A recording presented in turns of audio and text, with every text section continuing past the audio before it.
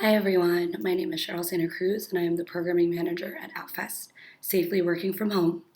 The world we're living in right now is strange and uncertain and solitary, and many of us are turning to art, be it films or books or music, to feel comfort and find new ways to connect with our community and the world around us.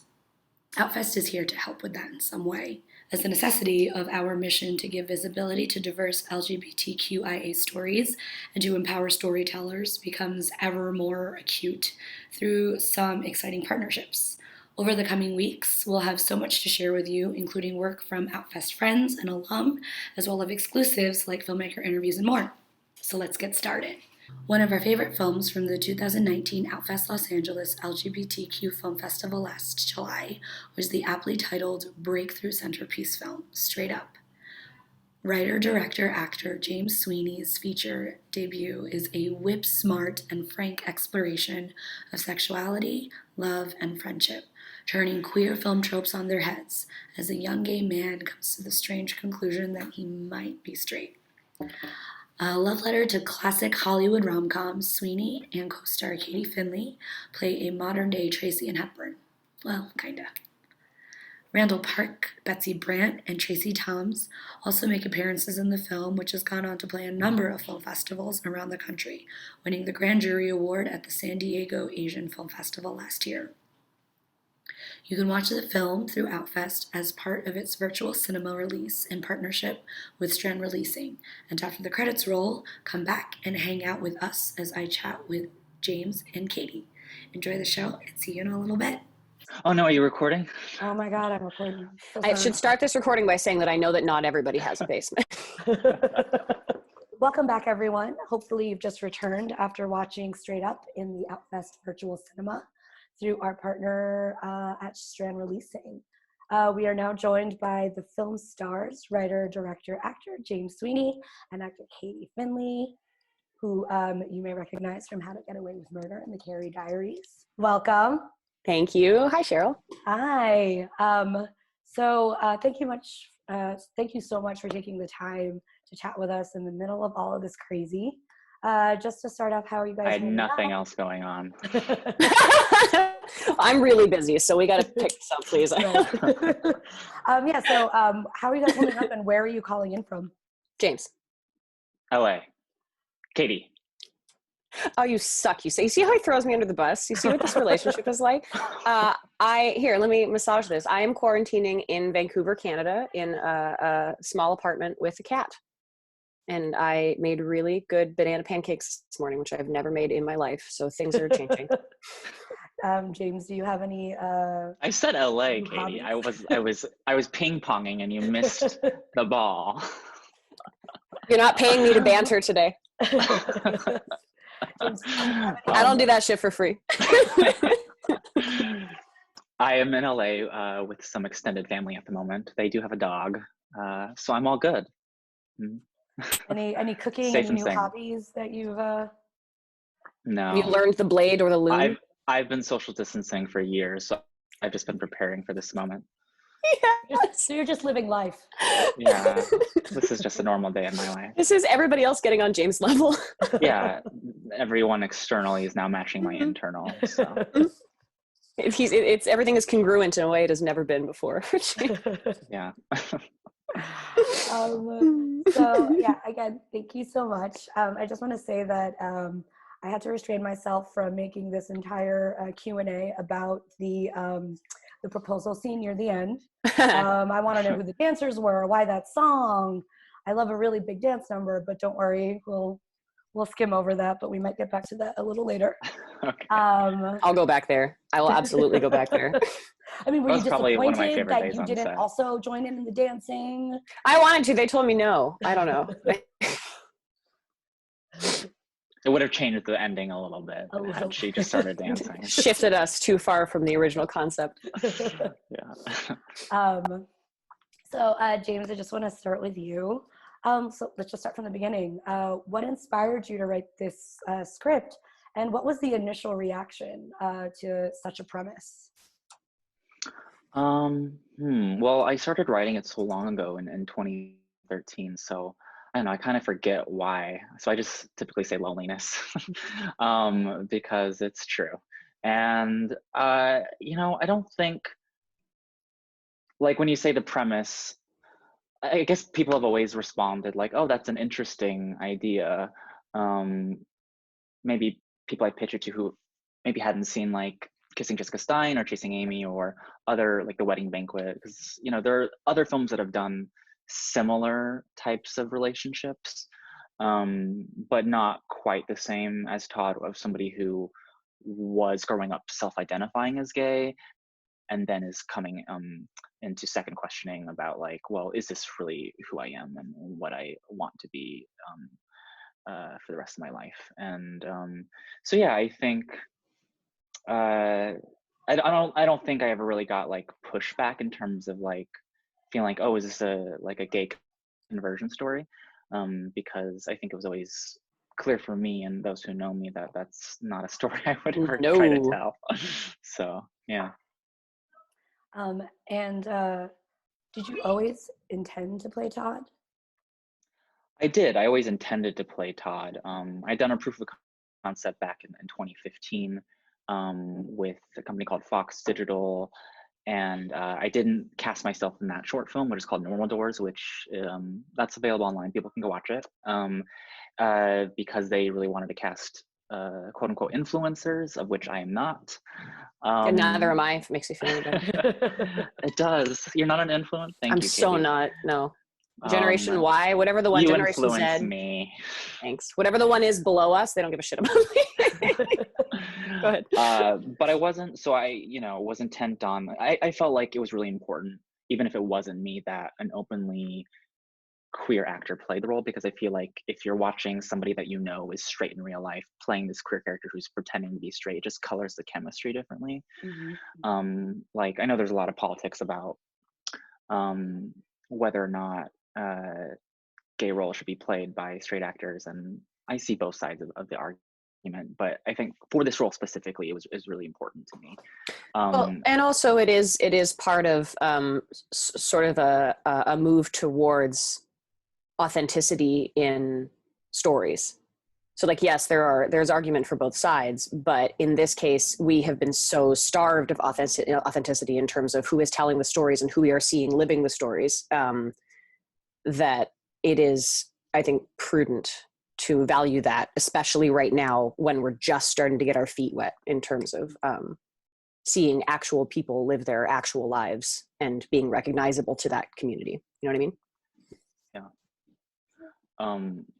But yeah, it wasn't until I found this one, Katie, that I really felt like, okay, because the whole film is incumbent upon the chemistry between Todd and Rory. So if it's not there, then the movie falls apart. So it wasn't until we cast Katie that I was like, oh, okay, yeah, I can do this. So thank you, Katie. And I mean, yeah, I mean, how did you like, when Katie came through, how did you know that she was right, that this was going to work? Oh, that's a me question. I like Sailor Moon. Either of you. Well, yes, she does. We just, I don't know. I had seen some of her work in Man Seeking Woman that her rep sent over, excuse me, because it was a traditional casting process. I think some people think that, we were friends, or that I built the script around her, and it just feels that way because she's thank you. a great actor.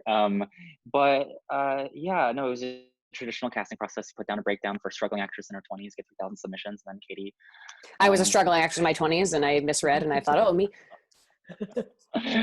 And it was really when we Skyped, though, that it was just immediately clear she asked all the right questions, and I just, because I was really looking for like a creative partner in crime, and that's what she is. She's a criminal, so.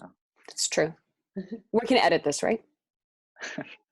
Okay, good. No, it's a live take, Katie. Yeah. A oneer. It's all happening. I got swatted.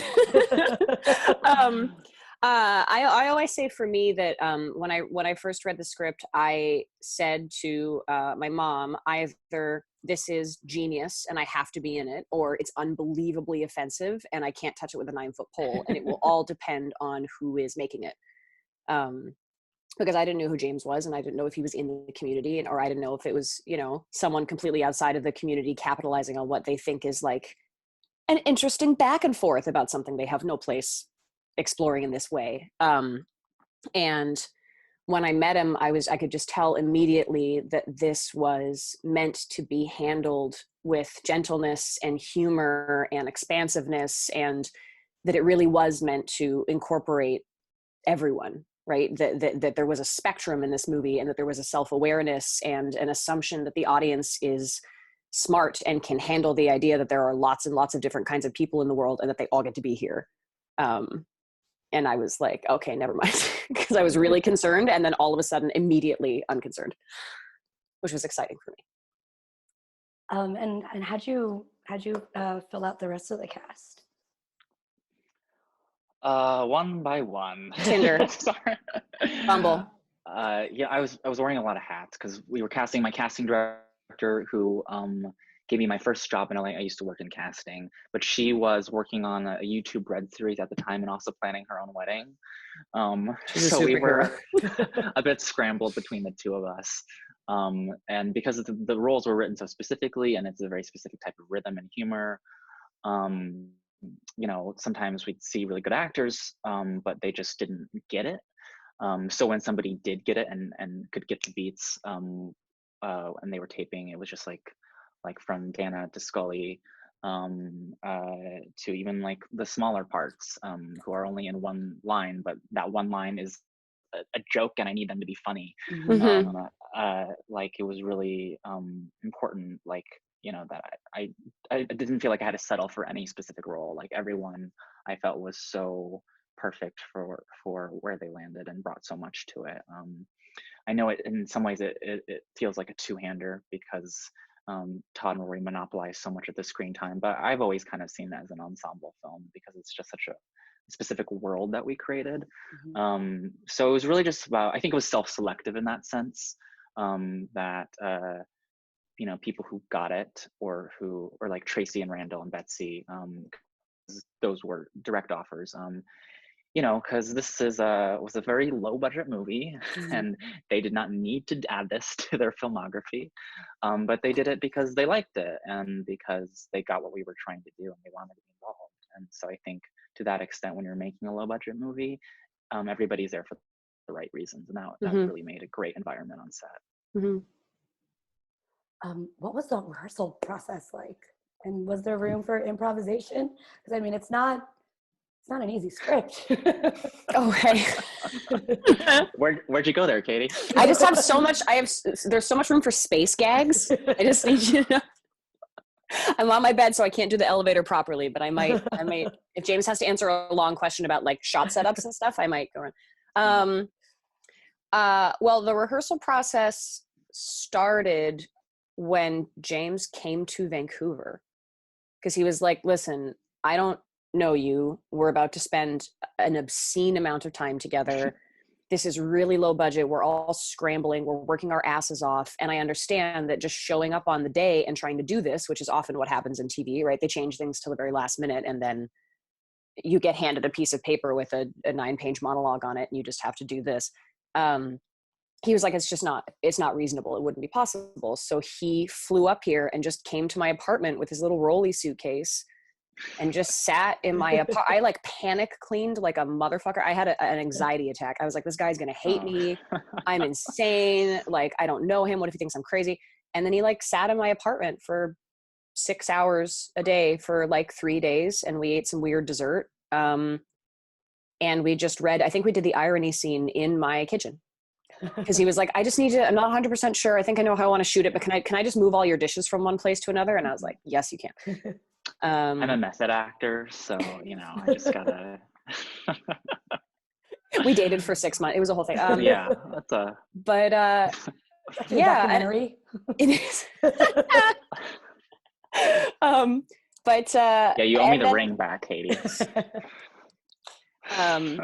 But on the day, I have to say it really, really, really helped, because if we had to do that, and that was the first time we were saying those words to each other, I think that both of us would have spontaneously combusted and murdered each other and everybody else in the room. So that was, but besides that, I don't think we really got a chance to rehearse a lot of stuff, did we? Yeah. I also want to be clear, we weren't off book when we rehearsed. Like we Oh, still, no, 'cause no. I just edited the bloopers. And the amount of times we had to do the irony scene, I thought it was only 30 times because that's how many takes there No, were. wrong. But there's a lot of like mistrials within those takes because we also did rolling takes where we stop and then start and then start again. 8 hours. So 8, sorry. yeah, well, it's a oneer, so you know. Also, you say we weren't off book. We were off book. We just had to say every single word in the English language at 150 miles an hour while building small structures out of cutlery. And there were whip pans. Like, you can't be off book enough to do that. No, I meant when we were rehearsing in Vancouver. Oh, okay. I was like, yeah. I was off book. I was just at the Olympics. What are you talking about? Yeah. No, so because with the rest of the That's cast, my favorite we had part a of the day. bloopers. It's just pretty jump good. cuts of us going, book. Yeah. So if you purchase the film eventually, you'll also get a copy of the bloopers. Do it. They're really funny. They are. It was a lot of mayhem on set. But yeah, so we had a day where we were essentially trying on wardrobe in my apartment. So I was in his kitchen. Yeah. Katie, Scully, Dana, Brendan, and Josh, who plays Zane. That was our rehearsal, where we just kind of went through the scenes a few times while we were also going over wardrobe. So it was multitasking. But we got it done. I mean, and it definitely, it goes by quickly. I mean, I've seen it a couple of times now, and I catch little things that I missed in the beginning. So it definitely is the gift that keeps on giving. Thank you for seeing it a couple times. No problem. Yeah, thank you. So I also, like, James, did you give your cast any homework? Like, I need you to read Cat on a Hot Tin Roof and watch all the Jess episodes of Gilmore Girls. There are so many like little references that are like very specific. Yeah. I think that was sort of my dream world where we'd like get together for cast dinners and watch moonlighting and like do all these things. But I was just so busy that it didn't happen. Did I give you any homework, Katie? You actually gave me a really helpful list of movie references for the tone. Most of them I had already seen because I'm a nerd, but things like Kissing Jessica Stein I'd never seen. Because that's kind of that era is like kind of a hole in my movie knowledge. And that helped incredibly. So. Oh, I don't think we ever talked about this. Yeah, no, you did. You said it's like this, and this. And if you haven't seen any of these, this is sort of the tenderness and sort of heightened intellectualism that I'm trying to bring to it so that it doesn't seem like it's saying something I don't want it to say, but also it's funny. And I did. I went and watched a bunch, and I'd already seen Bringing Up Baby. So yeah. That sounds like something I'd say. Yeah. I'm James' translator. That's why actually why I'm here. I'm his emotional support dog. So you mentioned tenderness, and both Todd and Rory are such textured characters. And while Todd is a little bit more extroverted and analytical about his issues, Rory is not. Katie, how did you approach some of her underlying trauma? Like, what did you find most challenging about her character? Well, I think that trauma is such a complicated thing because it doesn't, I think that people have an idea about how trauma presents and how it affects how you move through the world to keep yourself safe. Because really what it does is creates a situation where your body is reacting to something bad all the time. Even if you're not acknowledging it, even if you're not dealing with it, your brain has rewired itself a little bit based on this thing that it's been taught that it's always in danger, depending on the kind of trauma. And I think that everybody carries that differently. So I think for Rory, it is this very intense need to be believed in terms of her own agency. I know what I'm doing. I know what's stupid, which is everything. Everything is stupid. I'm smarter. I'm better. But the things that I like and that delight me are the things that should delight everybody. And everyone's stupid, but I want everybody to like me. And I don't care if they don't like me, but I actually really care if they don't like me, right? It's this very aggressive sort of stating and restating of her person. because it makes her feel real and defined. And then as you see it every once in a while in the movie, this super intense aversion to sexuality, and not hers, necessarily as a human in a body, but when it is when she's in situations where it's forced upon her or where she's forced to try and embody it again, you watch it kind of not. It's like the wheels can't turn together, the gears are sparking, and I think she makes up for it by self-defining even harder away from it, as though she doesn't ever have to look at this thing. She can keep moving and leave it alone, and it'll be fine. Watch how fine I'm going to be. And I don't know anything about that, which is why I can't speak about this with any kind of authority at all. And I'm definitely not reading the Body Keep score right now. But yeah, I think that's kind of how it comes up. And also, she is neurotic and adorable and a know-it-all and privileged and all these things that she finds such a great match in Todd, someone who doesn't judge her for those things, and she can be expressive and sort of come around to her softer self, whereas I think in other situations nobody would give her the time to do that, because she is a little bit abrasive when she gets going. And so I think that's kind of how I tried to really, really hold her in my chest the whole time and hold her in my heart and be the person that she would call when she's been a massive bitch to everybody all day and nobody wants to talk to her anymore because she was super insensitive. In my head, Katie is the person that she can call. And I think that kept us really close while we were filming. Mm-hmm. Yeah, I mean, you Sorry, that was mentioned long. No, that's great. You mentioned that balance of, Katie's personality and the abrasiveness and also the emotional. And I mean, I think the film in general does a really great job of that, just amongst all of the witty repartee and the like rat-a-tat dialogue. There are some really emotional moments in the films. In the film, for example, the scene at Todd's parents' house where, his father hugs him and it brings up all these questions about his sexuality. Filmmaking wise and also performance wise, like how did you manage to do such a great job of balancing the two? He's very smart. Sorry, balancing what? It's just, you there are just these really surprising emotional moments in the midst of all of this kind of witty repartee. Yeah. Let me think about that. I think some of it's instinctual. I think you feel like when something is too light or there needs to be counterweight, in the sense that I don't know. It's kind of like an invisible melody, where you don't want to just be playing the same note all the way through, but you also want it to feel like the same song. James did a really wonderful thing in the way that he wrote this, where really the times that you worry about them are when they're not talking, because they both almost perform their personalities so aggressively, both to each other and to other people, because it keeps them comfortable and it keeps them feeling safe, I think. So when Rory and Todd stop doing the entertainment dance,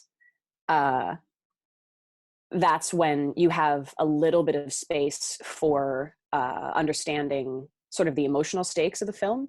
And it doesn't take very much quiet or very much of a slowdown for you to feel that, because of the pace it moves at the rest of the time.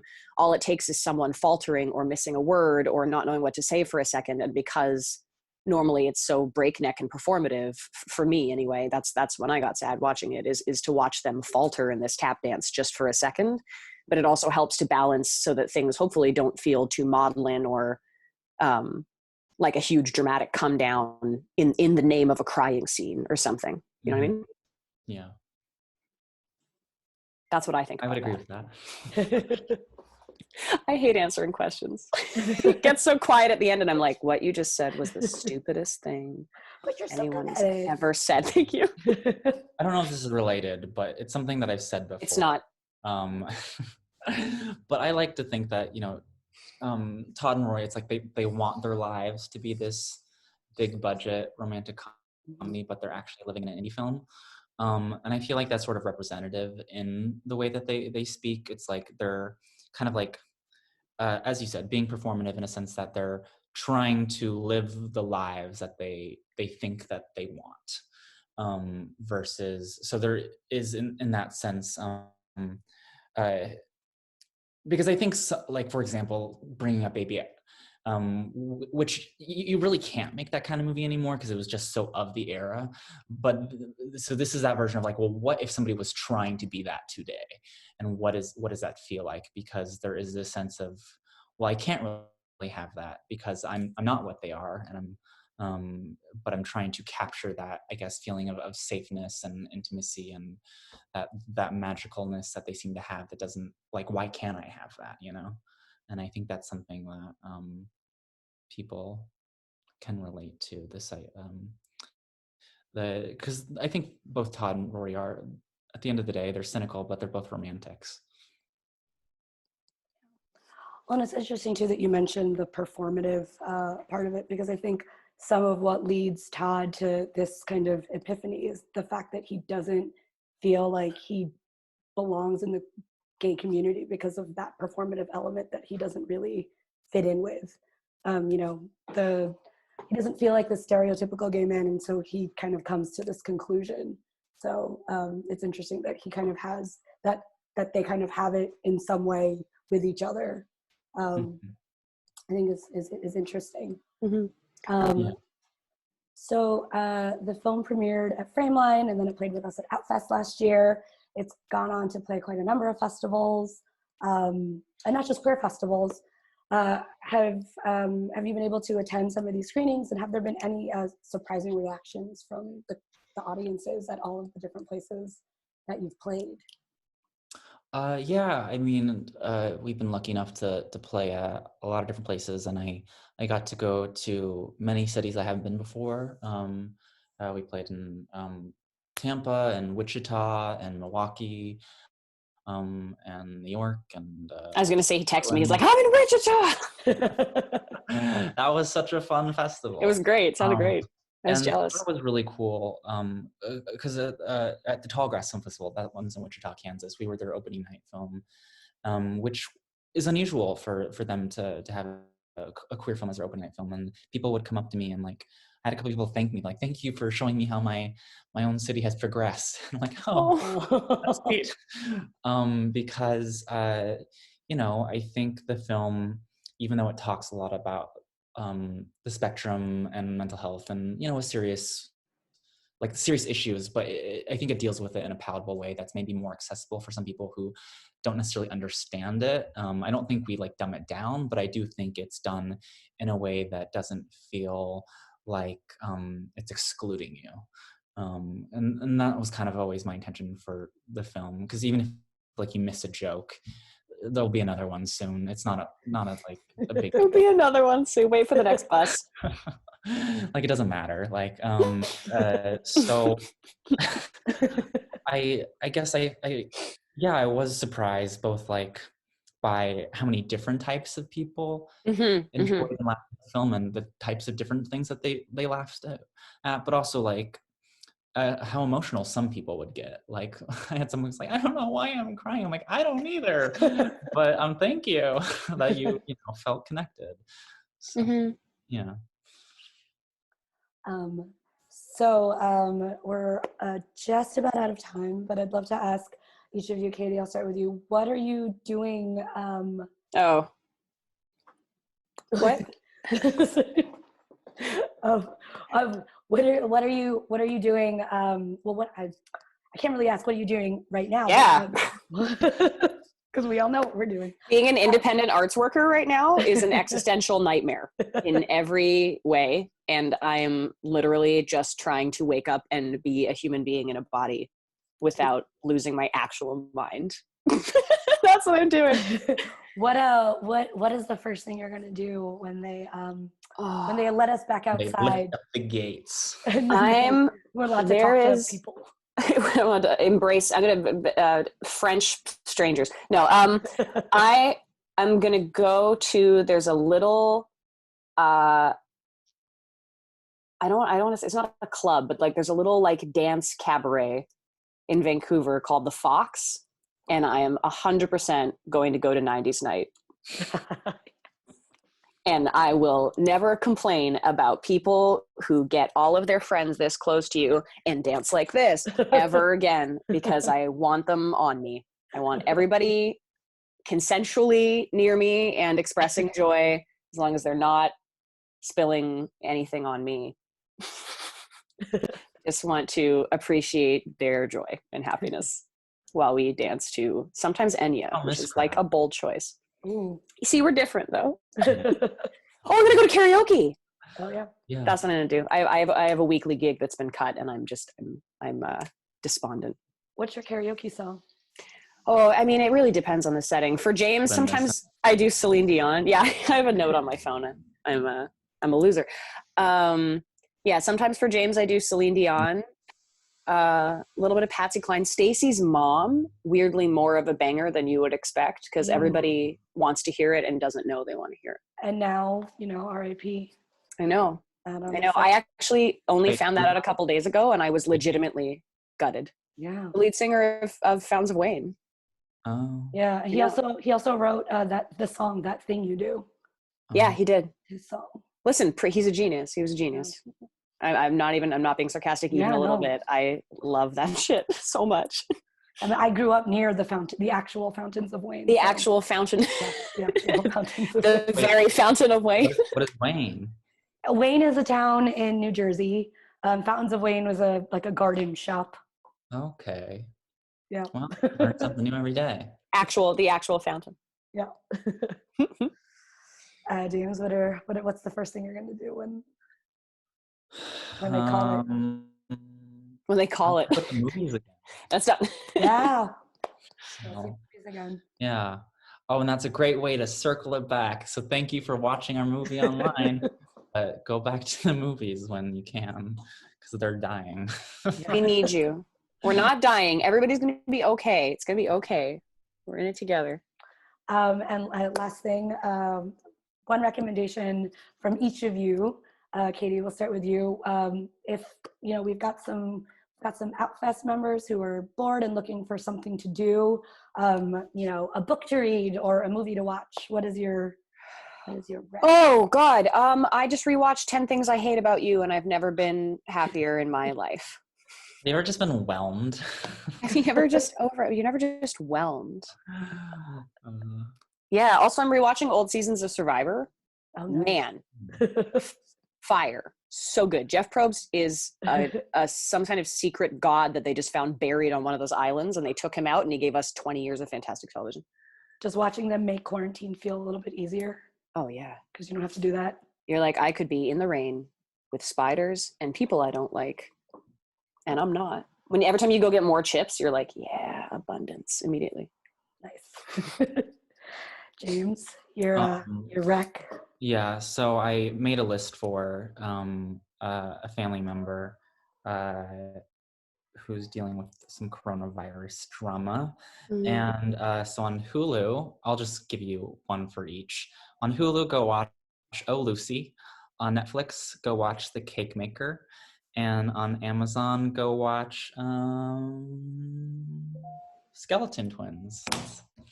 Nice. There you go.